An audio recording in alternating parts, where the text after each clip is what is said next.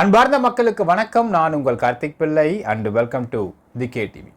31st March 2024 இன்னைக்கு திட்டக்குடி கடலூர் மாவட்டத்தில் நடந்த ஒரு MP அறிமுக கூட்டம்.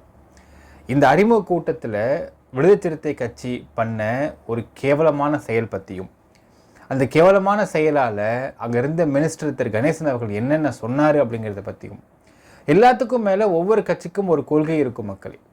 விடுதலை சிறுத்தை கட்சிக்குன்ற ஒரு கொள்கை என்ன அப்படிங்கிறத திருமாவளவன் வாயால் என்ன சொல்லியிருக்கான் அப்படிங்கிறத பற்றியும் அந்த கொள்கையை ரொம்ப கரெக்டாக ஃபாலோ பண்ணி போயிட்டுருக்கிற இந்த விடுதலை சிறுத்தை கட்சிகளின் சிறுத்தை குட்டிகளை பற்றியும் டீட்டெயில்டாக பார்க்க போகிறோம் இந்த பதிவில் மக்களே.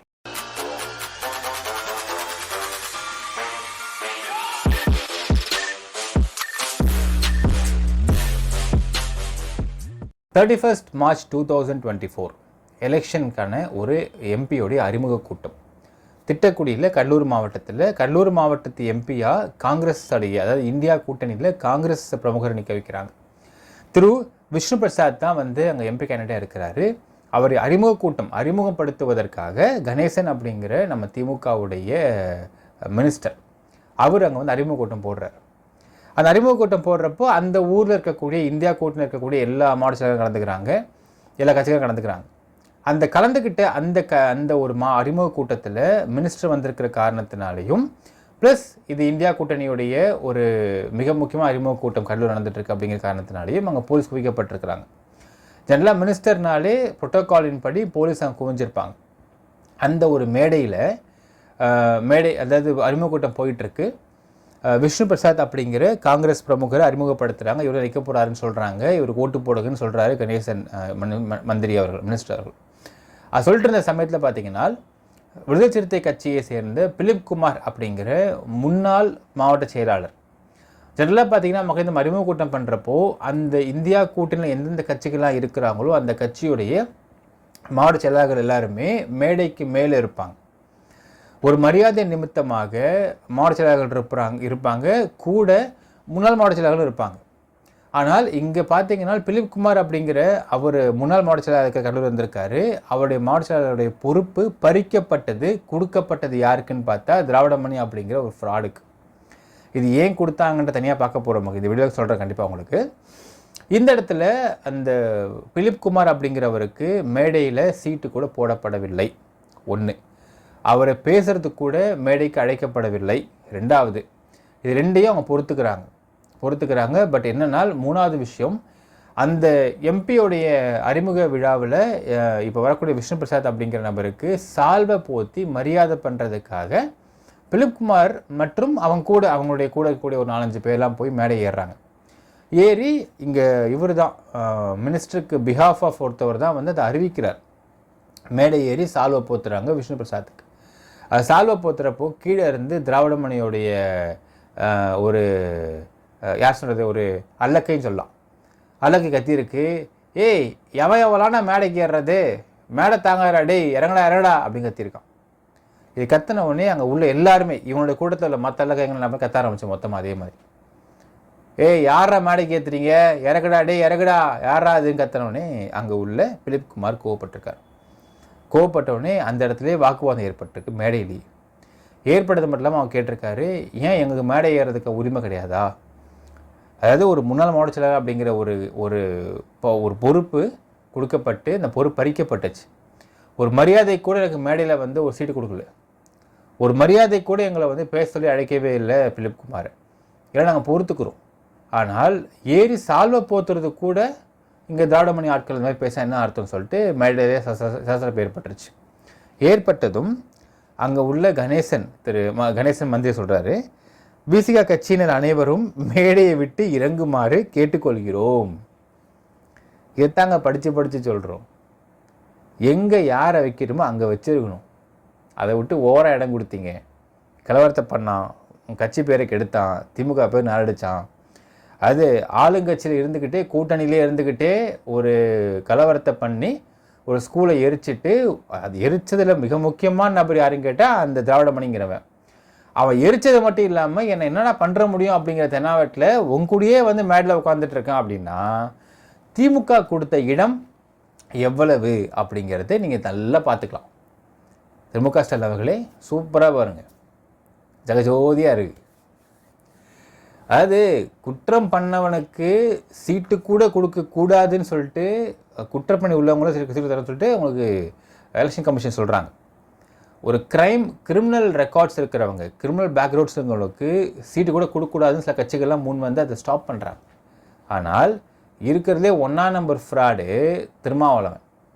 உங்கள் கூட கூட்டணியில் இருந்துக்கிட்டே ஒரு கலவரத்தை பண்ணி அந்த கலவரத்தை மறைக்க 1000 வேலையை பார்த்துக்கிட்டு கை காலில் உழுந்து மாலை போட்டு இவன் போய் அவனுக்கு செயின் போடுறான், அவன் போய் இவனுக்கு மாலை போடுறான், திரும்ப தாராளமணி போய்ட்டு இது மு க ஸ்டாலினை பார்த்து மாலை போடுறான், புக்குவாக கொடுக்குறான், கை கொடுக்குறான். ஒரு குற்றப்பின்னில் உள்ளவர்களை இந்த அளவுக்கு நீங்கள் செஞ்சு இடம் கொடுத்து வச்சது எவ்வளோ பெரிய அபத்தம் அப்படிங்கிறதை இப்போ நீங்கள் பார்த்துக்கோங்க திரு மு க ஸ்டாலின் அவர்களை. ஏன் சொல்கிறேன்னா, இதை வச்சு எதிர்கட்சிகளெல்லாம் நகார கிழிக்கிறாங்க. எப்போ சொந்த கட்சிக்குள்ளேயே என்னப்பா ஒரு சால்வ போகிறதுல பிரச்சனையாடா அப்படிங்கிறாங்க. ஆனால் உண்மை அது இல்லை மக்களே, பிரச்சனை வேறு. நான் கண்டிப்பாக நான் சொல்கிறேன். அடுத்து என்ன பண்ணுறேன், அடுத்த வார்த்தை சொல்கிறாங்க, எல்லோரும் நாகரிகமாக நடந்து கொள்ளுமாறு கேட்டுக்கொள்ளப்படுகிறது. முக்கியம் விசிகாரங்கன்னு சொல்கிறாங்க. மேலே சொல்கிறாங்க மக்களே, விடுதலை சிறுத்தை கட்சியை சேர்ந்தவர்கள் எல்லோரும் நாகரிகமாக நடந்து கொள்ளுமாறு கேட்டுக்கொள்கிறோம் அப்படின்னு மேட்டில் அறிவிக்கிறாங்க. என்னங்க நீங்கள் நாகரிகம் அப்படின்னா என்னான்னு கேட்பாங்க அவனுங்க. அவங்கள்ட்ட போய் நாகரிகம் பேசினுக்கிறீங்க, பணம்னு பேசுங்க, பணம்னு பேசுங்க, கப்புன்னு கண்ணை விரிச்சிருவாங்க. நாகரிகம்னா அது என்னமோ சொல்கிறாங்கப்பா, கெட்ட வார்த்தை பண்ணி திரும்பி போயிடுவாங்க பசாமனு. இப்படிப்பட்ட ஆட்கள் கிட்ட போய் நாகரிகமாக நான் சொல்லி கேட்குறீங்க நீங்கள். What a collateral damage. அது மட்டும் இல்லை மக்களே, இதில் இன்னொரு விஷயம், மீட்டிங் முடியறதுக்குள்ளே பார்த்தீங்கன்னா கீழே உள்ள காவல்துறையெல்லாம் கூப்பிட்டு போலீஸ் மேலே வந்து எல்லாரையும் அடித்து இழுத்துட்டு போகிறாங்க. கீழே இழுத்துட்டு போய் கீழே விட்டுறாங்க. அதில் மினிஸ்டர் சொல்கிறாரு, காவல்துறை கொஞ்சம் தயவு செய்து எல்லோரையும் விசிகாரங்க அனைவரையும் கீழே கொண்டு உட்கார வைக்கும்படி கேட்டுக்கொள்கிறோம், ஒத்துழைப்பு கொடுங்க அப்படிங்கிறார். அப்புறம் போலீஸ் வராங்க, வந்து 2 பேரும் பூசல் மோதலில் வந்து தடுத்து நிப்பாட்டி 2 டீமையும் கீழே கொண்டு வந்து உட்கார வச்சுறாங்க. கீழே உட்கார வச்சுட்டாங்க. உட்கார வச்சோடனே அதுக்கப்புறம் மீட்டிங் முடியுது. முடிஞ்சதுக்கு பிறகு பார்த்தீங்கன்னா எல்லோரும் மினிஸ்டர்ஸ்லாம் கிளம்பி போயிட்டாங்க. மக்கள் போனதுக்கப்புறம் 2 பேருக்கும் ஆத்திரம் அடங்கலை. பிலிப் குமார் டீம் என்ன பண்ணுறாங்கன்னா, போய் திராவிட டீம் அடித்து அந்த வெளியே சேர்ஸ்லாம் அதுக்கு பிளாஸ்டிக் சேர் இருந்திருக்கு, அந்த பிளாஸ்டிக் சேரை கொண்டு போய் தூக்கி எடுத்து அடிச்சிருக்காங்க திராவிட டீமு. அவனுக்கு உல்டாக்கு என்ன பண்ணிருக்காங்கன்னா, திராவிட டீம் என்ன பண்ணிருக்காங்கன்னா திரும்ப சேர் எடுத்து திரும்ப அடிச்சிருக்கானுங்க. ஸோ பிலிப் குமார் டீமு திராவிட டீமு மாற்றி அடிச்சுக்கிறாங்க. எவனோ ஒரு ஊமகோசம் என்ன பண்ணுறான் தெரியுங்களா, ஸ்பீக்கர் போடுறதுல வந்து ஒரு பாட்டை போட்டு விட்டான், திமிரி அடி திருப்பி அடி அது பார்த்தின்னு இருந்துச்சாமா. அந்த ஊமகோசம் பண்ண வேலை பார்த்தீங்கன்னா திமிரி எழு திருப்பி அடி கத்த ஆரம்பிச்சுன்னு இந்த பாட்டுக்கு ஏற்ற மாதிரி ஸ்டெப் போட்டுக்கிறாங்க. அந்த இடத்துல அடிச்சுக்கிட்டு மாற்றி அடிச்சுக்கிட்டு இப்படிலாம் பண்ணி ஊர் மனத்தை கப்பல் ஏற்றுறதுல 1ஆம் நம்பர் ஆளுங்க தான் திராவிட டீம். மக்களே அப்புறம் விசாரித்து பார்த்தோம் என்ன தான் பிரச்சனை உண்மையானு பார்க்குறப்ப சொல்கிறாங்க, இந்த கள்ளக்குறிச்சி கலவர வழக்கில் திராவிடமணி அந்த ஸ்கூலை எரித்தது அவன்தான். எரித்து முடித்ததுனால இப்போ திருப்பியும் அந்த கலவர வழக்கு எங்கேயாச்சும் வந்து டேக் ஆஃப் பண்ணிவிட்டு அவனை கூப்பிட்டுட்டாங்க அப்படின்னால் அவங்க தப்பிக்கணும். தப்பிக்க என்ன பண்ணுறதுன்னு பார்க்குறான்.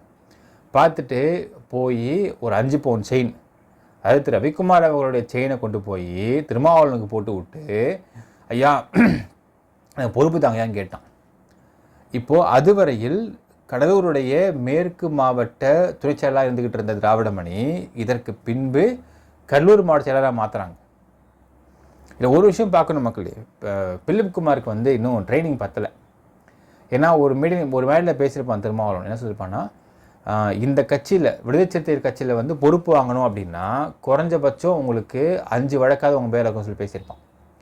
ஸோ 5 வழக்குன்றதுல வந்து எக்ஸ்ட்ரீம் வழக்காலாம் இருந்தால் பொறுப்புகள் அதிகமாக கொடுக்கப்படும். இல்லை பிலிப் குமார் மேலே வழக்கு கம்மியாகுது பொழுது. திராவிடமணியை பொறுத்தளவுக்கு தமிழ்நாடே பேசுகிற அளவுக்கு ஒரு ஸ்கூலை அடித்து உடச்சி எரிச்சிட்டான் பார்த்தீங்களா. ஸோ அவனுக்கு வந்து அதிகமாக இருக்குது கிரேடு. ஸோ அதனால் பிலிப் குமாருக்கு வந்து இன்னும் ட்ரைனிங் பத்தாமல் இருந்த காரணத்தினால, இவர் பிலிப் குமார் மேலே வந்து இருக்கக்கூடிய கிரிமினல் ரெக்கார்ட்ஸ் கம்மியாக இருக்கிற காரணத்தினால, திராவிடமணி அப்படிங்கிற ஃப்ராடு அதில் ஓவர்பீட் பண்ண காரணத்தினால இவன் அதிகமான பொறுப்பு உட்கார வைக்கப்படுகிறான். எதுக்குனால் அவனை காப்பாற்றிக்க. ஸோ பிலிப் குமார் இந்த மாவட்ட செயலாளர் பொறுப்பை பிடுங்கி திராவிடமணியை கொடுத்துருக்கான் திருமாவளவன். அதுக்கே ஃபஸ்ட்டு காண்டு பிலிப் குமாருக்கு. ரெண்டாவது, இப்போ இந்த திருச்சி மாநாட்டை பொறுத்தவரைக்கும் பார்த்தீங்கன்னா, திருச்சியில் விசிக மாநாடு நடத்தினானுங்க. அந்த மாநாட்டுக்காக கணக்கு வழக்கு இல்லாமல் சரமாரியாக தாறுமாறாக நிறைய பேர்கிட்ட வந்து போய் வசூல் பண்ணியிருக்கான் திராவிடமணி. வசூல் பண்ண காசில், அதாவது ஒரு பக்கம் இப்போ ஜென்ரலாக பார்த்தீங்கன்னா மக்களே, இந்த விடுதலை சிறுத்தை கட்சியை பொறுத்தளவுக்கு இந்த பொறுப்பு கொடுக்கறது எதுக்கு அப்படின்றத நான் லிஸ்ட்டுக்கு சொல்ல போகிறேன். அது பொறுப்பு வாங்குறதே பார்த்தீங்கன்னா வசூல் செய்வதற்கும் கட்ட பஞ்சாயத்து பண்ணி காசு வசூல் பண்ணுறது தான் வாங்குறாங்க பொறுப்பையே. அப்படி வாங்கப்படக்கூடிய பொறுப்பு இருக்குது பார்த்தீங்களா, அந்த பொறுப்பில் இவங்க நல்லா சம்பாரிச்சிருவாங்க. சம்பாரித்த காசில் பிலிப்குமார் என்ன கேட்குறாருன்னா, நான் என் பொறுப்பையும் பிடுங்கிட்டேன், அட்லீஸ்ட் நீ திருச்சி மாவட்டத்தில் வந்து கணக்கு வழக்கு இல்லாமல் நீ சம்பாரிச்சல, அதில் எனக்கு பங்காவது கொடுக்கலாம்ல, ஏன் பங்கு தரலன்னு கேட்குறாங்க. இவன் சொல்கிறான், நான் மட்டும்தான் வாழணும், நான் மட்டும்தான் சம்பாதிப்பேன், நான் ஏன் உனக்கு தரணும் அப்படிங்கிறான் திராவிடமணி. இது பஞ்சாயத்து ஸ்டார்ட் ஆகுது. அப்போ என் பொறுப்பை தான் எடுத்து உனக்கு கொடுத்தாங்க. அப்போ நான் அன்றைக்கி என்னை கன்வின்ஸ் பண்ணாங்கல்ல, அப்ஜெக்ட் பண்ணுறப்ப கன்வின்ஸ் பண்ணார்ல திருமாவளவன். அப்போ என்ன சொன்னார், கவலைப்படாத உனக்கு வரது வந்துன்னு சொன்னார் இல்லையா, சொல்லியிருக்காரு. கவலைப்படாத பிலிப்பு, உனக்கு வரது வந்து சேர்ந்துடும், அதுக்கு நான் கேரண்டி பேசியிருக்காரு. கேரண்டின்னு பேச திருமாவளவன் பஞ்சாயத்து தீர்க்கவே இல்லை. இப்போது திராவிடமணி இவன் மட்டும் சம்பாரிச்சிட்டு இருக்கான்றது தான் பிலிப்குமார் இருக்கும். என் பொறுப்பையும் வாங்கிட்டேன், நான் சம்பாதிக்கவும் முடியாமல் அதையும் நான் ஸ்டாப் பண்ணிட்டேன், இப்போது எனக்கு பணமும் தரமாட்டேங்கிற இந்த மாநாட்டில். முக்கியமாக இந்த மாதிரி சமயங்களில் தான் மாடு நடத்துகிறப்பையோ இல்லை ஃபங்க்ஷன் நடத்துகிறப்ப தான் மக்களே விசிக கட்சிக்காரங்க அதிகமாக வசூல் பண்ணுவாங்க. மற்ற நேரங்களில் பார்த்திங்கன்னா அது தனி கொள்கையே இருக்குது. அதுக்கு வந்து 5 பாயிண்ட் வரும், 1 2 3 5 பாயிண்ட்ஸ் வச்சுருப்பாங்க. அந்த 5 பாயிண்ட் யூஸ் பண்ண மாதிரி இருப்பாங்க. என்னன்ற சொல்ல போகிறேன் கண்டிப்பாக உங்களுக்கு, அது கண்டிப்பாக சொல்கிறேன். ஸோ இந்த மாடு நடத்துகிறப்போ ஹியூஜாக சம்பாதிப்பாங்க, பல்க் ஆர்டர் மாதிரி, பல்க் வசூல். அதையும் தரமாட்டேன் எனக்குன்றது பிலிப்குமார் கோவம். எல்லாம் கொடுக்காம விட்டேன், அமைதியாக போகிறேன், ஆனால் மேடையில் ஏன் நான் சால்வை போத்துறப்ப ஏன் எங்கள் அசிங்கப்படுத்துகிறேன், இதான் அவன் கோவம். ஸோ இந்த கோவத்தினால தான் சண்டை முத்தி போய் சேர் தடிச்சிக்கிறாங்க. என்ன கொடுமைனா மக்களே, எடுத்து அடித்தான் பாருங்க, சேர் உடஞ்சி போச்சு. இப்போ சேர் உடஞ்சி போன சேரில் வச்சா பாருங்க ஒரு கான்ட்ராக்டருக்காரன், அவன் போய் கேட்டிருக்கான், யோ உங்களுக்கும் சண்டை போட்டுக்கிறீங்க, ஏதோ அடிச்சிட்டு போங்க, என் சேரை ஏன் உடச்சின்னு கேட்டிருக்கான். சேரு காசு தான் கேட்டப்போ, நான் அடிச்சு சேர் உடையவே இல்லை, அவன் வச்சு தான் உடஞ்சிச்சேன்னு சொல்லிட்டு பிலிப்குமார் படி போட்டிருக்கேன் திராவிடமணி.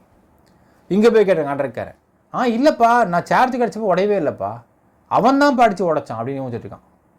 ஸோ மாற்றி அந்த கான்ட்ராக்டுக்காரன் அலைய விட்டுருக்காங்களாம், யாருமே காசு தரல. இவனுங்க அடிச்சுக்கிறாங்கன்னா போய் தனியாக அடிச்சுட்டு போட்டோம், மாற்றி குத்தின்னு சாகட்டும். 2 பேர் கார் வச்சுருப்பாங்க, கார் நேராக வந்து மோதின்னு கார் உடச்சிட்டு போட்டோம், 2 பேர் அடிச்சுன்னு சாகட்டும். எதுக்கே 700 சேரத்துக்கு உடச்சிட்டிங்க, நீயா சம்பாதிச்சு வாங்கின சேரை? இல்லை எவனோத்த சம்பாதிச்சு வாங்கியிருக்கான் சேரை, அதையே உடச்சிங்க அப்படிங்கிறது பெரிய இன்னொரு பஞ்சத்தை போயிட்டுருக்கு மக்கள். இதுதான் இவங்களுடைய நிலைமை. என்ன காமெடி தெரியுங்களா, கரெக்டாக அடிச்சுக்கிட்டு இருந்தால் போட்டாமல் பாருங்கள் ஸ்பீக்கரை ஒருத்தன் அங்கே நிற்கிறாங்க, அவன் எவன் ரசித்து போட்டுருக்கான் அந்த ஸ்பீக்கரை. ஏன்னால் எல்லா மீடியாலையும் பார்த்தீங்கன்னா அடிச்சுக்கிறாங்க, பேக்ரவுண்ட் மியூசிக் ஸ்கோராக செம்மையாக ஸ்கோரிங்காக இருக்குது, பிஜிஎம்லாம் தூக்குது, திமிரி எழு திருப்பி அடி நடிச்சிட்டு இருக்காங்க உட்காந்துக்கிட்டு. என்னென்னா இவனுடைய குலத்தொழிலையும் திருமாவளவன் சொல்லி கொடுத்ததையும் கரெக்டாக பண்ணி மானத்தை வாங்கிறான்னு சொல்லலாம் மக்களே. இந்த சமயத்தில் 2 பேரும் ரெண்டு கட்சியும், அதாவது 2 எதிரெதிர் அணிகளும் ஒரே கட்சியில் வந்துக்கிட்டு எப்படி தன் சொந்த, அதாவது ஒரு பக்கம் திருமாவளவன் கூட்டணி கட்சியில் இருந்துக்கிட்டு ஸ்டாலின் மானத்தை வாங்கிட்டான், ஒரு பக்கம் இதே திருமாவளவன் கூட்டணி கட்சி இருந்துக்கிட்டு ஸ்டாலின் பேரை கெடுத்துட்டான். அடுத்தது இன்னும் எலெக்ஷன் வர்றதுக்கு கூட்டம் தான் போடுறாங்க. அது அறிவு கூட்டத்தை கூட பார்த்தீங்கன்னா இதே திருமாவளவன் கட்சிக்காரங்க கூட்டணியில் இருந்துக்கிட்டு எப்படி அசிங்கப்படுத்தும் பண்ணிட்டாங்க. எதிர்கட்சிக்காரங்களுக்கு இதான் இன்னைக்கு மெல்லக்கூடிய ஒரே விஷயமாக இருக்கிறது. எப்படா இப்படி சேர்த்து அடிச்சுக்கிட்டீங்க அப்படின்னு கேட்குறாங்க, அசிங்கமாக இடம் கேட்குறாங்க. எதுக்கு அடிச்சுக்கிட்டது? பணத்துக்கு அடிச்சுக்கிட்டது. சரி, உண்மையாகவே ஏதோ பொறுப்புன்னா கூட பரவாயில்ல மக்களே, இந்த பொறுப்பு எங்கே லீட் பண்ணுதுன்னு பார்த்தீங்கன்னா பணம் தான். Coming back to the very very important thing மக்களே, எல்லா கட்சிக்கும் ஒரு கொள்கை இருக்கும். அந்த கொள்கையை வச்சு அந்த கொள்கையை வந்து மக்கள்கிட்ட பரப்பி தன்னுடைய சமூகத்துக்கு, அதாவது it can be of any political party, ஒரு மிக்ஸ்டு கம்யூனிட்டி பொலிட்டிக்கல் பார்ட்டி தான் சரி தான், இல்லை it can be a communal party தான் சரி தான். ஸோ ஒரு சமூகத்தை வளர்ச்சியை மட்டும் ஃபோக்கஸ் பண்ணுறாங்க அப்படின்னா அவங்க ஒரு கொள்கை இருக்கும். இந்த கொள்கையின் மூலியமாக அதை ப்ரீச் பண்ணுவாங்க. அவங்களுக்குன்னு ஒரு சில வழி வந்ததில் ஒரு சில கோட்பாடுகள் இருக்கோ ஃபாலோ பண்ணுவாங்க, அதை கொள்கையாக மாற்றி வச்சுப்பாங்க. ஆனால் இன்னொரு விஷயம், அந்த கொள்கை சில சமயம் மாறும், அப்ஸ் அண்ட் டவுன்ஸ் மாறிட்டு இருக்கும் with respect to the current scenario. ஆனால் என்றைக்குமே கொள்கை மாறாத எத்தனை எலெக்ஷன் வந்தாலும் அந்த எலெக்ஷனுக்கு மேனிஃபெஸ்டோ கூட மாறாத ஒரே கட்சி விடுதலை சிறுத்தை கட்சி தான். என்னென்னு பார்த்தீங்கன்னா மக்களே, இவங்களுக்கு ஆக்சுவலாக பார்த்தீங்கன்னா இவங்களுக்கு பானை சின்னம் ஒதுக்குறாங்க பார்த்தீங்களா, அந்த பானை சின்னம் ஒதுக்குனது தப்புன்னு நான் நினைக்கிறேன். சின்ன ஒதுக்குனது பரவாயில்ல, ஆனால் பானை ஒதுக்குனது தப்புன்னு நினைக்கிறேன். ஏன்னு சொல்கிறீங்கன்னா மக்களே, பானைக்கும் உங்களுக்கு சம்மந்தமே கிடையாது.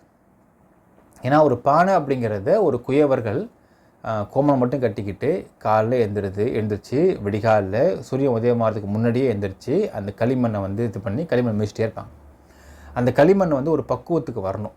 அது வந்ததுக்கு அப்புறம் தான் அந்த பானை செய்கிறதுக்கு அது வந்து ஒரு ஏதுவாக அமையும்.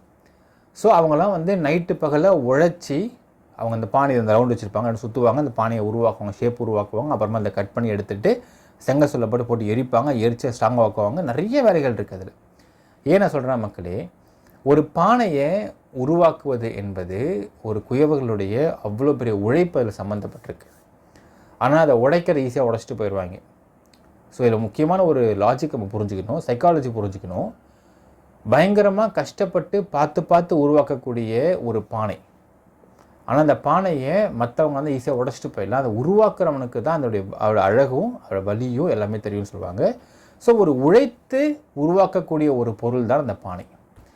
இந்த உழைத்து அப்படிங்கிற வார்த்தை சொன்னோடனே நம்ம தோணியிருக்கோம், இந்த விசிகே உழைத்தா என்ன சார் சொல்கிறீங்க, சம்மந்தமே இல்லையே ரெண்டுத்துக்கும். அவங்க கட்சி கோட்பாடே கிடையாது, அது கொள்கைக்கே முரண்பான விஷயமாச்சே உழைத்து அப்படிங்கிறது நீங்கள் சொல்லலாம். எஸ், ஐ எம் ஹியரிங் மக்களே, புரியுது எனக்கு. இவங்களுக்கு எப்படியா பானை கொடுத்தாங்க அப்படிங்கிறது எனக்கு இன்னும் வந்து புரியாத புதிர். ஏன்னா இவங்க மக்களுக்கு பானை புரியாது, பானை சொன்னால் புரியாது. அப்போ இவங்களுடைய கொள்கைக்கு ஏற்ற மாதிரி என்ன கொடுத்துக்க முடியும் பார்த்தீங்கன்னா மக்களே, ஒரு 4 சின்னம் எடுத்துக்கலாம். ஆப்ஷன் ஏ, பி, சின்னு எடுத்துக்கலாம் மக்களே. ஆப்ஷன் ஏ அப்படின்னு பார்த்தீங்கன்னா ஃபஸ்ட்டு திருவோடு. விடுதலை சிறுத்தை கட்சிகளுக்கு ஒரு ஏதுவான, எல்லாருக்கும் அந்த கட்சியை சேர்ந்தவங்களுக்கு மிக மிக புரிகிற மாதிரி சொல்லணும் அப்படின்னால் ஆப்ஷன் ஏ அப்படிங்கிற ஒரு சின்னம் திருவோடு சின்னத்தை கொடுத்துக்கலாம். ஏன் நான் சொல்கிறேன் பாருங்கள்.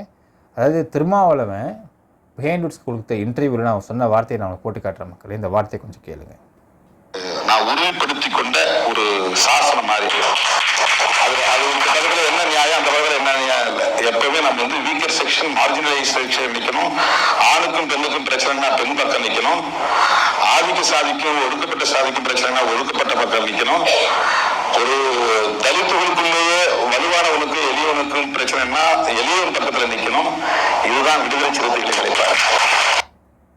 இது கிளாப்ஸ் வேறு, புரியாத முட்டாள் மக்கள் கிளாப் தட்டு உட்காந்துருக்காங்க.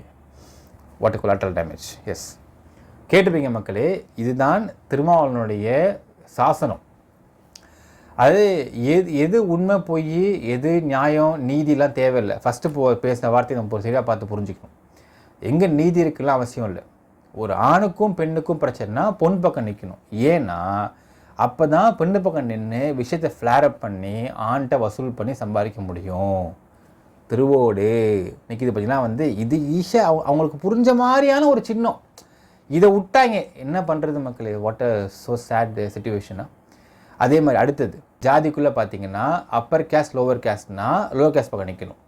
ஏனால் அப்போ தான் லோவர் காஸ்ட்டை ஃப்ளேரப் பண்ணி அழ விட்டு சிம்பத்தைஸ் பண்ணி இதை பெருசாக ஃப்ளேரப் பண்ணி கொண்டு வந்து அப்பர் கேஸ்ட் பீப்புள்கிட்ட இருந்து பணத்தை வசூல் பண்ண முடியும். திருவோடு. சரி, அடுத்தது இவங்க கேஸ்ட்டுக்குள்ளேயே 2 பிரிக்கிறாங்க, வலியவன் எளியவன். எதில் வலியவன் எளியவன்? துட்டில். எக்கனாமிக்கலி வீக்கர் செக்ஷன் யாரும் அவன்கிட்ட போய் நிற்கணுமா. ஏன்னா அப்போ தான் அவன் அழ விட்டு ஃப்ளேரப் பண்ண வச்சு செஞ்சு இவங்களுடைய கம்யூனிட்டிக்குள்ளேயே எவன் பணக்காரங்க அவனை வசூல் பண்ண முடியும்.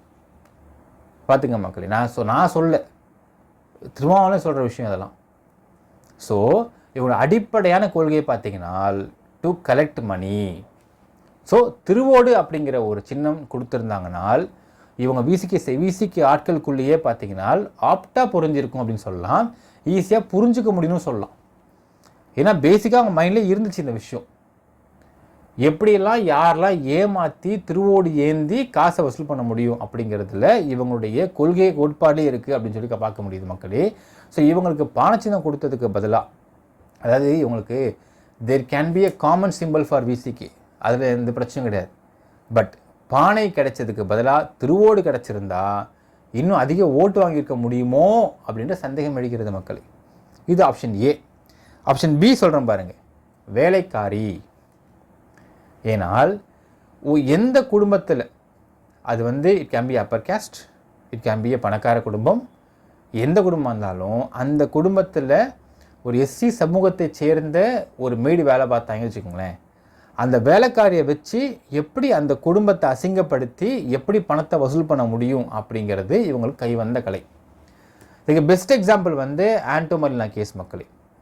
அதான் சொன்ன பார்த்தீங்களா மக்களே, சொந்த கூட்டணி கட்சி திமுக அப்படிங்கிற தோழமை கட்சி கூட இருந்துக்கிட்டு திமுகன்ற எம்எல்ஏ அவரும் அவர் பையனும் பிரிஞ்சு வாழ்ந்து 7 வருஷமாக ஆகிட்டுருக்கு.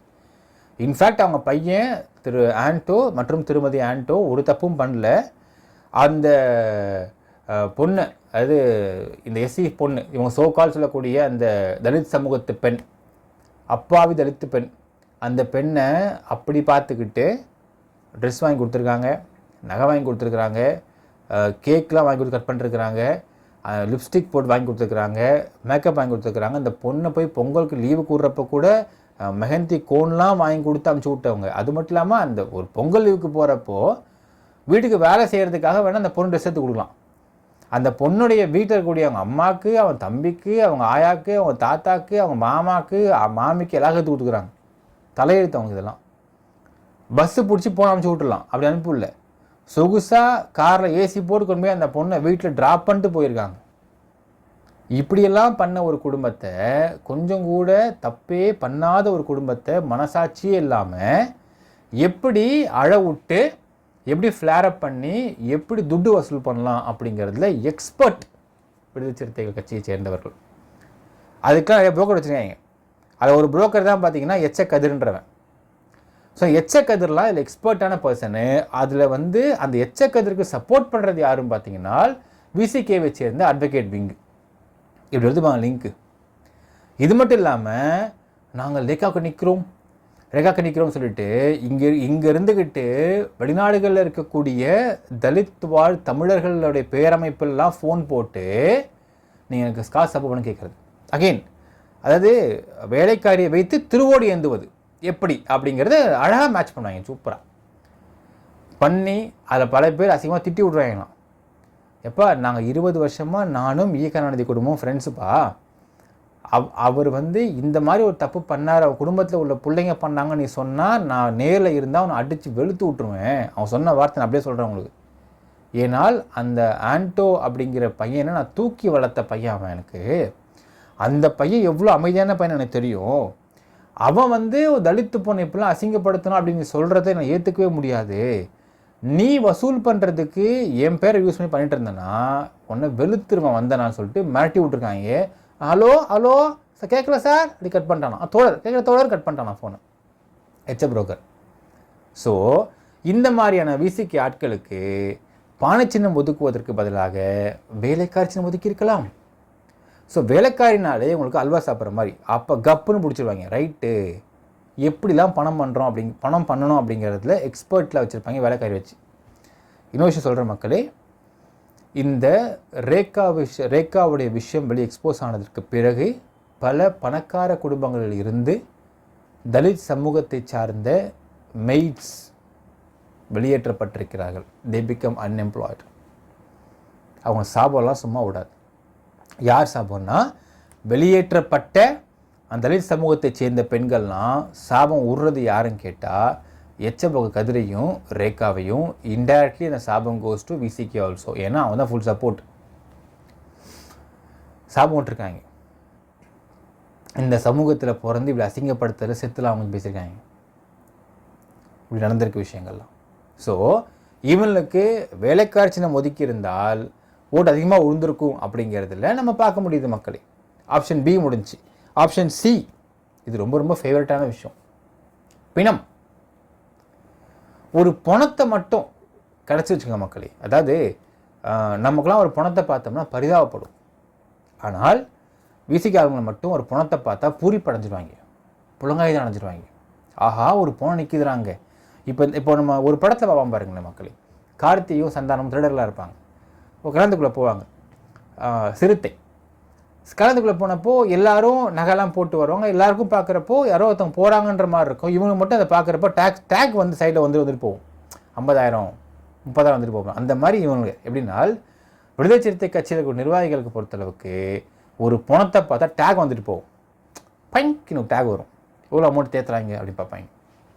ஸோ ஆப்ஷன் சி அப்படிங்கிறதை பிணம் அப்படின்னு கொடுத்துருந்தா இன்னும் கூடுதல் ஓட்டு விழுந்திருக்கும்.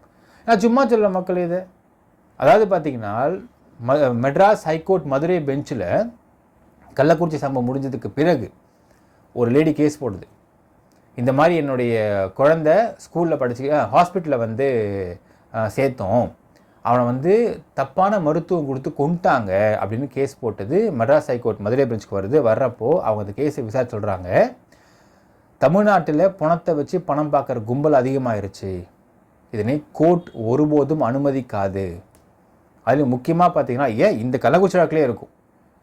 அதாவது ஹாஸ்பிட்டல்ஸ்லேயும் இன்ஸ்டிடியூஷன்ஸ்லேயும் ஒரு பணம் விழுந்து விட்டால் ஒரு விஷயம் பார்க்கணும் மக்களே, ஒரு ஹாஸ்பிட்டல்லையும் ஒரு ஸ்கூல்லையாவது கமெண்ட் சர்டிஃபிகேட் கேட்பாங்க. ஹாஸ்பிட்டலை பொறுத்தவரை பேஷண்ட் நீ கூட்டு வரீங்கன்னால் அந்த பேஷண்ட் என்ன சமூகம் என்ன ஜாதின்னு கையெழுத்து போட கேட்க மாட்டாங்க. அப்ளிகேஷன் ஃபார்மில் அவர் பேர் மட்டும் தான் கேட்பானுங்க, பக்கத்தில் கேஸ்ட் பேர்லாம் கேட்க மாட்டாங்க. இவனை காப்பாற்றுறதுக்கு அரும்பாடுபடுவாங்க. எந்த ஒரு டாக்டர்ஸும் யாரையும் கொல்லணும் அப்படிங்கிற எண்ணத்தில் சிகிச்சை மருத்துவம் செய்ய மாட்டார்கள். அது மூலம்லாம் புரிஞ்சுக்கணும். ஸோ இந்த ஒரு ஹாஸ்பிட்டலில் கூப்பிட்டு போகிறாங்க. இப்போ நடந்துச்சு மக்களே, இதே கள்ளக்குறிச்சியில் இப்போ நடந்துச்சு. ஒரு கவுண்டர் சமூகத்தை சேர்ந்த ஒரு ஹாஸ்பிட்டல் நடத்திட்டு இருக்காரு. அந்த ஹாஸ்பிட்டலுக்கு பக்கத்து ஏரியில் இருக்கக்கூடிய தலித் சமூகத்து ஒரு ஆள், அந்த ஆள் சம குடியாரன். பொங்கலை முடியுது, காணும் பொங்கல் அன்றைக்கி ஃபுல்லாக குடிச்சுக்கிறான், ஃபுல்லாக குடிச்சிட்டு கறி. So drinks and alcohol and non vegetarian is a very bad combination along with smoking. 3 பண்ணுவான். பண்ணோடனே ஹார்ட் அட்டாக் வந்துடுச்சு. வந்தவொடனே அவனை கூட ஹாஸ்பிட்டலுக்கு வராங்க. ஹாஸ்பிட்டலில் வந்து அவனை தேத்த ட்ரை பண்ணுறாங்க. But heart got stopped, massive attack. அவங்க வந்து சிஆர்பி பண்ணுறாங்க, பிழைக்கல, செத்துட்டு சொல்லிட்டாங்க. சாகிற வரைக்கும் காப்பாற்றுங்க சாமின்னு கையெடுத்து கும்பிட்டு அதே கும்பல் செத்ததுக்கப்புறம் அங்கே ஒரு ஸ்பாட்டுக்கு ஒரு ஆள் வரான், பிசிக்கு ஆள். என்னன்னு பார்த்தால், சார் எங்கள் சமூகத்தாலும் தெரிஞ்சால் நீங்கள் கொண்டுட்டீங்க, தப்பான மருத்துவத்தை கொடுத்து நீங்கள் கொண்டுட்டீங்க, ஸோ காசு தாங்கன்றான். எவ்வளோ? 50 லட்சம். இது கேட்டிருக்கானுங்க. Recent past, just 1 month back. அவங்க டாக்டர் சொல்லிட்டாங்களாம், நாங்கள் யாரையும் கொல்லலை, ஹி காட் மேசிவ் அட்டாக். நாங்கள் நீங்கள் கேஸ் ரெஜிஸ்டர் பண்ணுங்கள், நீங்கள் போய் கம்ப்ளைண்ட் கொடுத்துக்கோங்க, எஃப்ஐஆர் பதிவு பண்ணட்டும், இந்த பாடியை கவர்மெண்ட் ஹாஸ்பிட்டலுக்கு கொண்டு போய் பிஎம் பண்ணுங்கள், போஸ்ட்மார்ட்டம் பண்ணுங்கள், காஸ் ஆஃப் டெத்து கண்டுபிடிங்க, அதில் தப்பான சிகிச்சை கொடுத்தா கொண்டிருக்காங்க அப்படின்றது வந்துடுச்சுன்னா நான் கேஸை ஃபேஸ் பண்ணிக்கிறோம் அப்படின்ட்டான். அதே மாதிரி இவங்க கேஸ் தரமாட்டேங்கிறானுங்க. அதான் அங்கே கூத்து. இல்லை கேஸ்லாம் தரமாட்டோம், நான் இங்கேயே போராட்டம் பண்ணுவோம்னு போராட்டம் பண்ணுறானுங்க. போராட்டம் பண்ணுறது, ரோட்டில் உட்காந்து மறியல் பண்ணுறது அவளையும் பார்த்துருக்கானுங்க. அதுக்கு பிறகு at last police came down there. இப்போ பாருங்கள் என்ன பிரச்சனை உங்களுக்கு அப்படின்னே இப்போ கால் அடிச்சிட்டாங்க நைட்ஸாக போயிட்டு, சார் இந்த மாதிரி பணம் வாங்கி கொடுத்துருங்க சார், பேசாமல் போயிடுவாங்க. அவன் பணம் தர மாட்டேன்னு சொல்லிட்டாங்கப்பா, நீங்கள் கேஸ் போடுறது தான் போடுங்க, எஃப்ஐஆர் ரெஜிஸ்டர் பண்ணுங்கள் அப்படின்னே அப்புறம் கேஸ் போட்டிருக்காங்க. எஃப்ஐஆர் ரெஜிஸ்டர் பண்ணப்பட்டுச்சு, போஸ்ட்மார்ட்டத்துக்கு போச்சு. போஸ்ட்மார்ட்டத்தை காசு எடுத்து பார்த்துருக்காங்க, is got massive attack. So ஒன்றும் பண்ண முடியல. இப்போ என்ன விரக்தி ஆகிட்டாங்க. ஐயோ பணம் பார்க்க முடியாமல் போச்சு, பணத்தை வச்சு விரக்தி ஆகிட்டாங்க. இது மட்டுமா மக்களே, அதே கள்ளக்குறிச்சியில் மகாபாரத் இன்ஸ்டியூஷனில் பார்த்தீங்கன்னா ஒரு இன்ஜினியரிங் காலேஜ். அந்த இன்ஜினியரிங் காலேஜ் செகண்ட் இயர் படிச்சுட்டு இருக்கிற ஒரு பையன், அவன் சினிமா போயிட்டு வந்திருக்கான் ப்ரீவியஸ் டே அவனுடைய கேர்ள் ஃப்ரெண்ட் கூட. போயிட்டு வந்து அன்றைக்கி நைட்டு வந்தீங்கன்னா ஹாஸ்டலுக்கு போய் செத்து போயிடுறான். செத்ததுமே இவங்க கதை கட்டுறாங்க. என்ன கட்டுறாங்கன்னால், ஹாஸ்டலில் இந்த பையனை நெஞ்சிலேயே மிதித்து கொண்டுட்டாங்கன்னு கதை கட்டுறான் திராவிடமணி. அவன் ரொம்ப எக்ஸ்பர்ட்டு. கதை கட்டி வெளியே வரான், எல்லாரையும் போராட்டம் பண்ண சொல்கிறான், இல்லை கதை சொல்கிறான் பண்ண சொல்கிறான். இன்ஃபேக்ட் பார்த்தீங்கன்னா மக்களே, அந்த இறந்து போனவங்களுடைய பேரண்ட்ஸை கூப்பிட்டு போய் அவங்க சேர்மன்லாம் பார்க்குறாங்க அந்த காலேஜில். அவன் இங்கேருந்து ஒரு பொண்ணை கூட்டிக்கிட்டு சினிமா தேட்டருக்கு போயிருக்கான்றதுக்கு ஆதாரத்தை சிசிடிவி ஃபுட்டேஜ் காட்டுறாங்க. அந்த சினிமா தேட்டருக்குள்ளே இவங்க பொண்ணை என்ட்ரு ஆகிறான்றதை காட்டுறாங்க, வெளியே வரதை காட்டியிருக்காங்க, எல்லாத்தையும் தெளிவாக காட்டுறாங்க. காட்டினதுக்கப்புறம் அந்த அந்த பேரண்ட்ஸை போய் கன்வின்ஸ் பண்ணுறான் திராவிடமணி. இப்போ பாருங்கள், நீங்கள் சப்போர்ட் மட்டும் பண்ணுங்கள், அவர் 50 லட்சம் காசு வாங்கி கொடுத்துருவாங்க அப்படிங்கிறான். அந்த பேரண்ட்ஸ் சொல்லிட்டாங்க, நீ தம்பி நீ யாருப்பா அப்படின்ட்டாங்க. எனக்கு தெரியாதுங்களா, நான் விசிகேவோட மாடச்சலார் அப்படின்னா. நான் கூப்பிட்டு நான் ஒன்றுன்னு கேட்டிருக்காங்க. ஆனால் நீங்கள் கூப்பிடலைங்க, நான் கொஞ்சம் நீங்கள் எனக்கு நான் சொல்கிறத மட்டும் நீங்கள் செய்யுங்க, பணம் வாங்கி தரேன் இருக்காங்க. அந்த பேரண்ட்ஸ் நாங்களாம், வேலையை பார்த்துட்டு போயிடு, மூடிட்டு போயிடு பேசாமல். நீ உன்னுடைய ஆதாயத்துக்காக என் பிள்ளைய நான் கூறு போடுறதுக்கெலாம் விரும்பலை. நீ பணம் வாங்கி தரேன்னு சொல்லுவேன், அவங்க வேணான்னு சொல்லுவாங்க, கேஸ் ரெஜிஸ்டர் பண்ணுவாங்க, என் பையனை போஸ்ட்மார்ட்டம் பண்ணுவாங்க. இல்லை எனக்கு ஐயா தேவை, உன் வேலையை பார்த்துட்டு போன்ட்டான். திராவிடமணி அசிங்கப்படுத்தப்பட்டான். இதெல்லாம் இந்த மாதிரி அசிங்கம்லாம் படாத ஒரு ஆள் தான் செல்வின்றவன். அது ஒன்றா நம்ம ஃப்ராடு. ஏமா பணம் வாங்கி தரேன் அப்படின்னே, சரி ஓகேங்க, அந்த பொண்ணை போஸ்ட்மார்ட்டம் பண்ணோம், எத்தனை நாளும் பண்ணிக்கிங்க. ஃபர்ஸ்ட் வாட்டி பண்ணாங்க, சாட்டிஸ்ஃபேக்ஷனாக இல்லை. செகண்ட் டைம் பண்ணாங்க, சாட்டிஸ்ஃபேக்ஷனாக இல்லை. தேர்ட் டைம் ஜிப்போர் போட்டு பண்ணி கோர்ட் சொல்லிச்சு, மூட்டு போய் எல்லா வேலையும் பார்த்துருக்கு, பொண்ணு பணத்தை தூக்கி போயிரு. திரும்ப வேலை வச்சாமல் வேலை பாட கொண்டதுன்னா அரெஸ்ட் பண்ணுறோன்ட்டாங்க கோர்ட்டில் செல்வியை. அப்புறம் தான் கப் சிப்புன்னு வாயை மூடி கூட்டு வந்துச்சு, பணத்தை எடுத்துட்டு வந்துச்சு. இது இப்படி ஒரு கேட்டகிரி. இப்படிப்பட்ட கேட்டகிரி பெண்கள், இப்படிப்பட்ட கேட்டகிரி ஆள் கிடச்சிருச்சுன்னா பணத்தை வச்சு பணம் பார்க்கறதுல எக்ஸ்பர்ட் தான் விடுதலை சிறுத்தை கட்சியை சேர்ந்தவனுங்க. ஸோ அதனால் ஆப்ஷன் சி அப்படிங்கிற அந்த ஒரு சிம்பிளில் பணம்னு வச்சுருந்தா ரொம்ப கனெக்ட் ஆகியிருக்கும் அவங்களுக்கு. பானைக்கு பதிலாக பணம்னு வச்சு பாருங்க, ரொம்ப கனெக்ட் ஆகிடும் அவங்களுக்கு மக்களே. ஆப்ஷன் சி இது. ஆப்ஷன் டி, சூப்பரான ஆப்ஷன் இது. ஆப்ஷன் டி, காண்டம். காண்டம் சொன்னோடனே திராவிடமணிக்கு வந்து வாயெல்லாம் பல்லாக இருக்கும். ஏன்னா அது ரொம்ப பிடிச்சமான விஷயம். அது கலவரத்தில் அவன் திருட்டு போனான் மக்களே. திராவிடமணி மட்டும் என்ன பண்ணான்னா, அந்த சேர்மனுடைய வீட்டுக்குள்ளே பூந்தான், 250 பவுண்ட்ஸ் நகை திருடினான். அடுத்தது 35 lakhs பணம் திருடினான். இது மட்டுமா திருடினான், ஒரு காண்டம் திருட்டு போயிட்டான். எங்கேருந்து எடுத்து வந்தான்னு பார்த்தா அதை பார்த்து குப்பத்தொட்டி இருந்துச்சாமா. அங்கேருந்து எடுத்துகிட்டு வந்து இங்கே வச்சு ஸ்கூலுக்குள்ளே உட்காந்து வச்சு அதை ஓப்பன் பண்ணி காமிச்சிட்டு அந்த காண்டம் எடுத்து பாயில் போட்டு போயிட்டான். நமக்கு அதான் நமக்கு என்னென்னா, அவன் தெரில போல, எப்போ அது நீ யூஸ் பண்ண காண்டமாக இருந்தாலும் யூ கான்ட் ரீயூஸ் இட் பான்னு அவன் தெரில, எடுத்து பாயில் போட்டு கொண்டு போயிட்டான். இப்போ பார்த்தீங்கன்னா பிலிப் குமார் வச்சிருக்கக்கூடிய பதவியை பறிச்சது திராவிடமணி. ஆனால் அவன் வாங்குற வசூலில் பங்கு தர மாட்டேங்கிறான். அதே மாதிரி தான் அவன் யூஸ் பண்ண காண்டமாகவே இருந்தாலும் அதை ரீயூஸ் பண்ண ஆசைப்படுறான் பாருங்க. என் மாம்பேரி கஞ்சனாகிறான் அப்படின்னு யோசிக்கிற முடியாது மக்களே. இப்போது இந்த காண்டம் அப்படிங்கிற விஷயம் விசிக்கு ஆட்களுக்கு மிக மிக பிடித்தமான ஒரு சிம்பல். நான் சொல்லப்பா, அதாவது நாடக காதல் அப்படிங்கிற விஷயத்தை எந்த அளவுக்கு இங்கே உள்ள எஸ்சி மக்கள்கிட்ட ஊடுருவதற்கு திருமாவளவன் பேசிய ஒரு ஸ்பீச்சை காட்டுறேன், நீங்கள் கேளுங்க. இவர்களுக்கு எது மானம் என்று கற்பிக்கப்பட்டிருக்கிறது என்றால் கும்பலை சமாச்சாரம் தான். ஒரு வயிறு கிடையாது,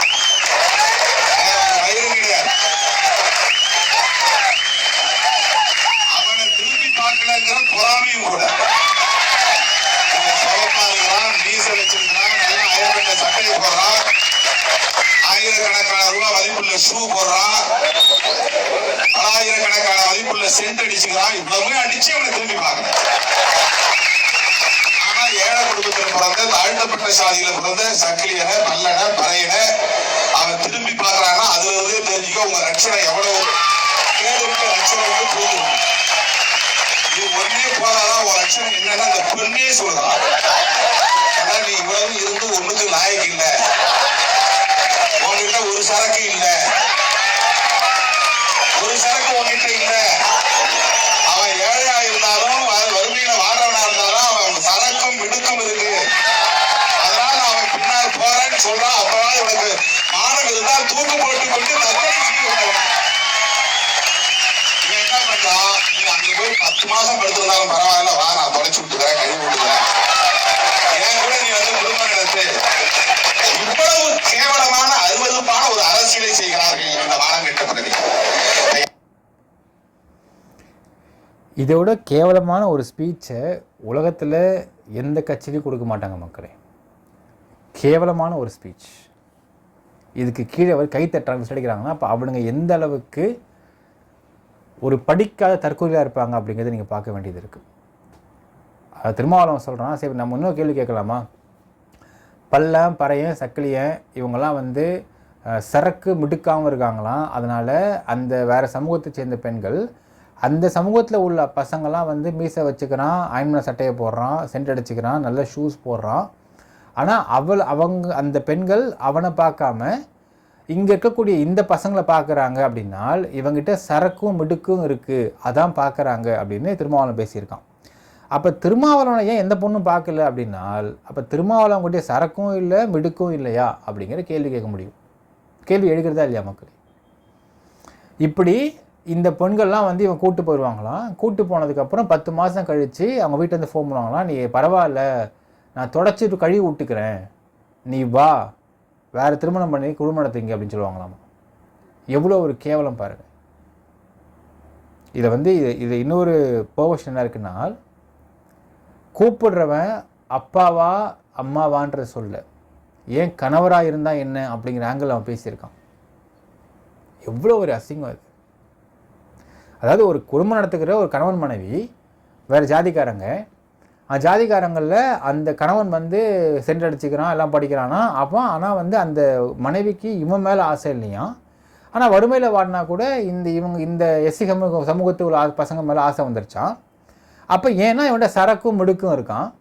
அப்போ இவன் கூட்டும் போய் வந்து குடும்பம் நடத்தினானா. இவன் 10 மாதம் கழித்து கூட இருந்தாலும் பரவாயில்ல, நீ வா நான் கழுவி விட்டு தொடச்சி விட்டுறேன், எங்கூட குடும்பம் நடத்து வந்து அப்படின்னு அந்த புருஷங்காரன் கூப்பிட்றான்னா எவ்வளோ கேவலமாக பெரிய இருப்பாங்க அப்படி பேசிகிட்டு இருக்காம. இது எவ்வளோ பெரிய அசிங்கமான அருவறுப்பான பேச்சுன்னு நீங்கள் பார்த்துக்கோங்கப்பா.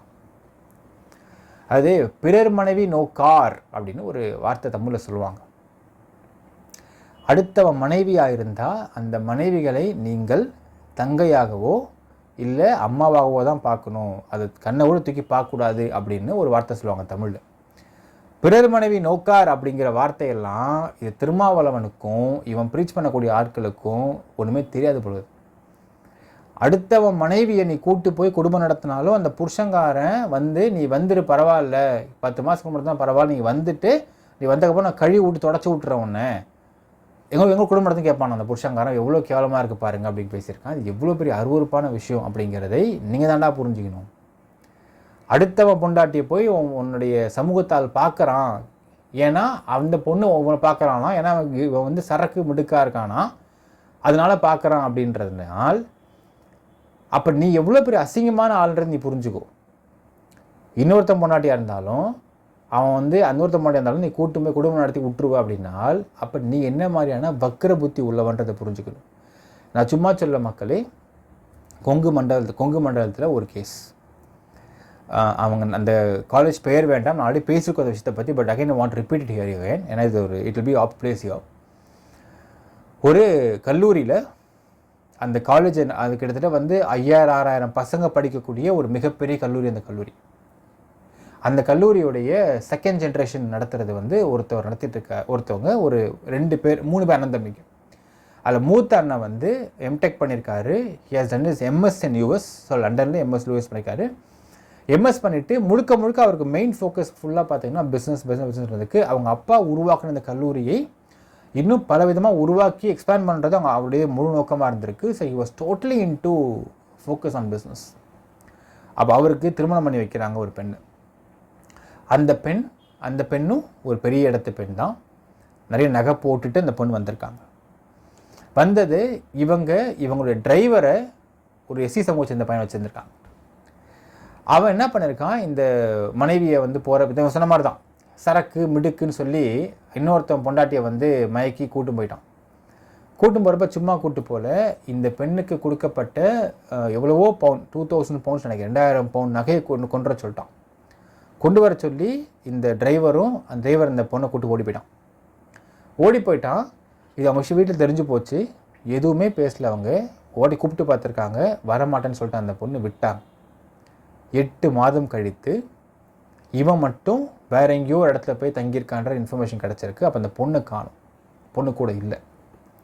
இவ்வளோ விட்டாங்க, போய் கேட்கலாம் இல்லை, விட்டாங்க. அந்த பொண்ணை பெற்ற அம்மா அப்பாவும் கேட்டு பார்த்துட்டு விட்டாங்க.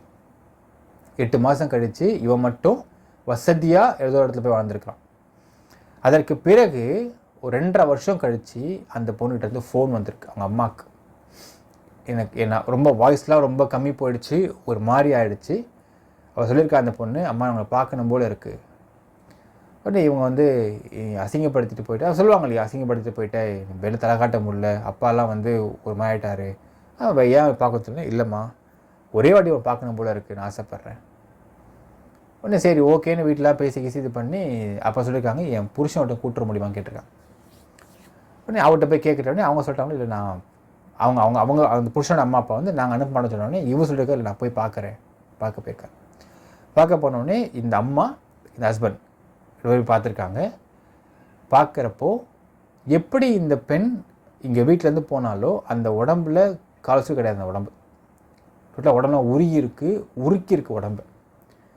என்னன்னு கேட்டால் அந்த பொண்ணுக்கு எய்ட்ஸ் இருந்திருக்கு.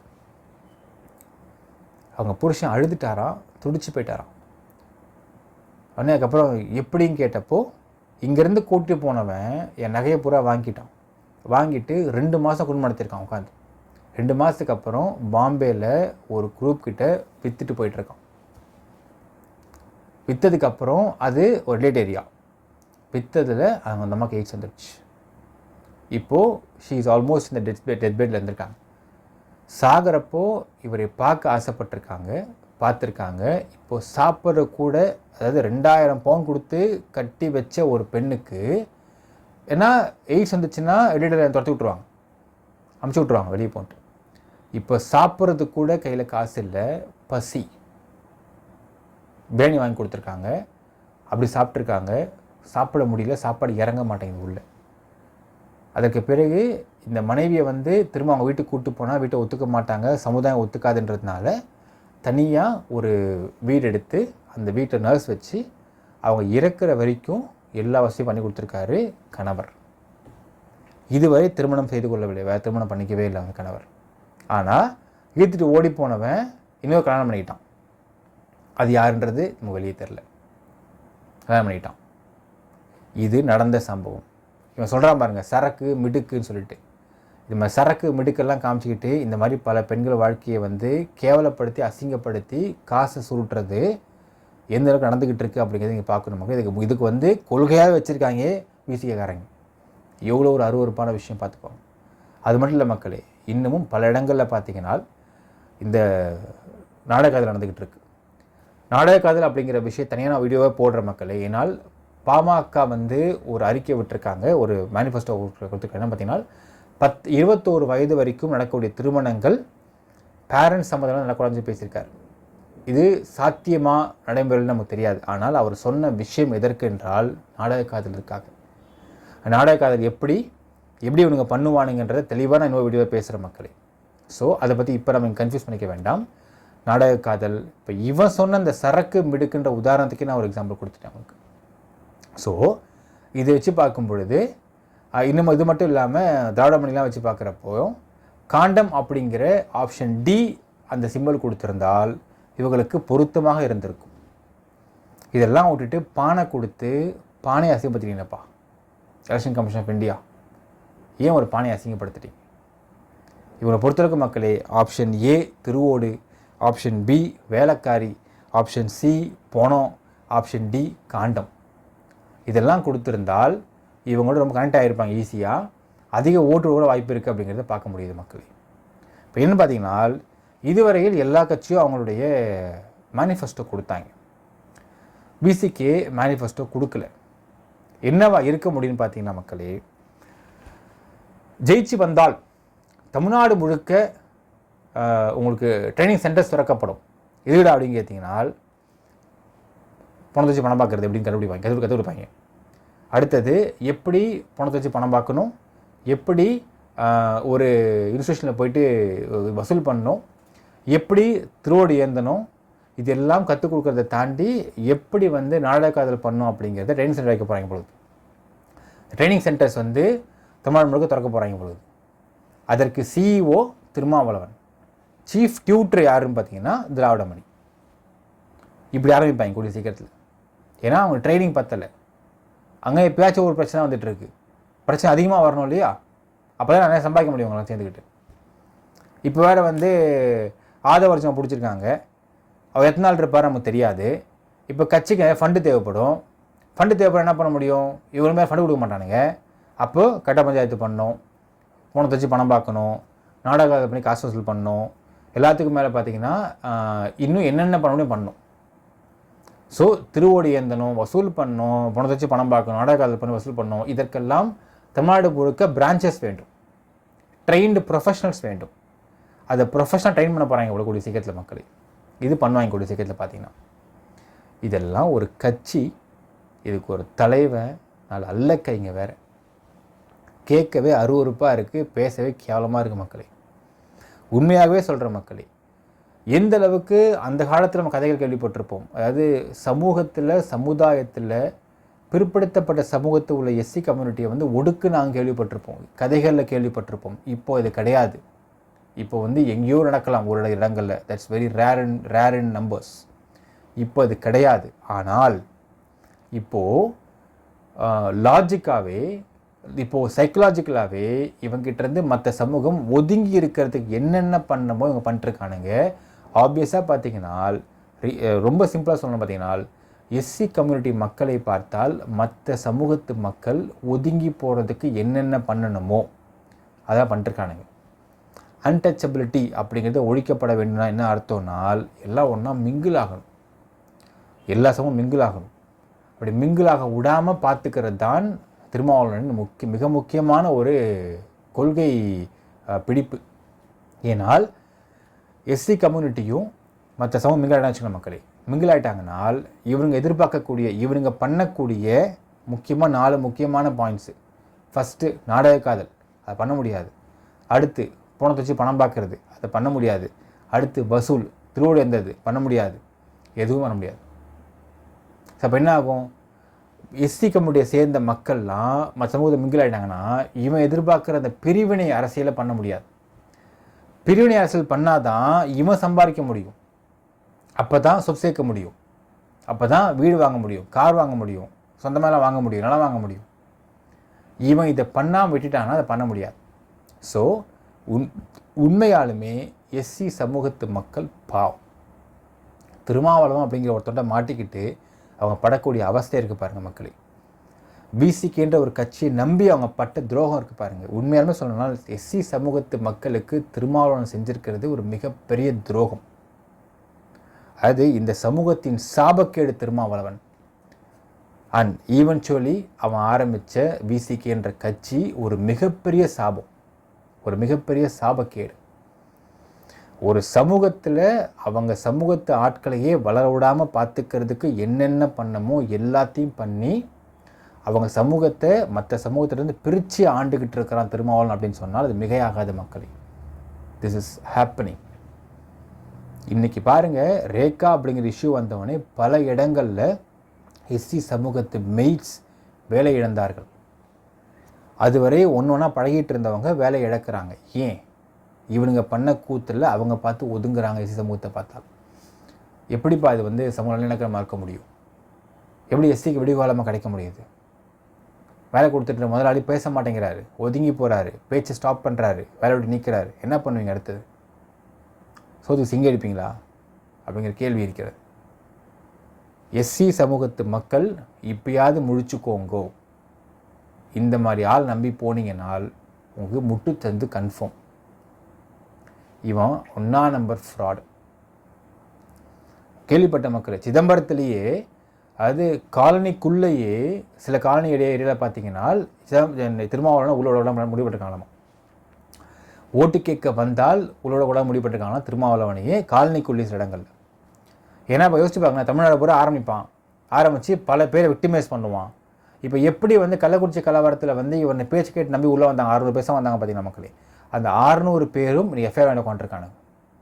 இவன் மேலே எஃப்ஐஆர் இல்லை, தாராளமணி மேலே எஃப்ஐஆர் வரல, கலவரத்தை பண்ணவன் மேலே எஃப்ஐஆர் வரல.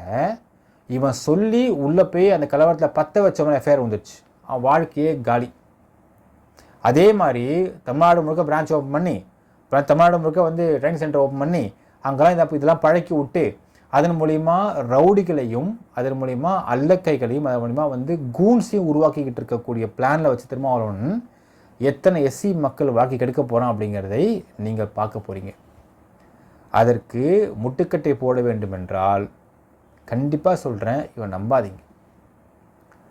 இப்போல்லாம் இருக்கக்கூடிய சோஷியல் மீடியாவுடைய ஒரு பவரால் யாருக்கும் எந்த எஸ்சி சமூகத்தையும் ஒதுக்கி வைக்கக்கூடிய அளவுக்கு இப்போ சமுதாயம் கிடையாது.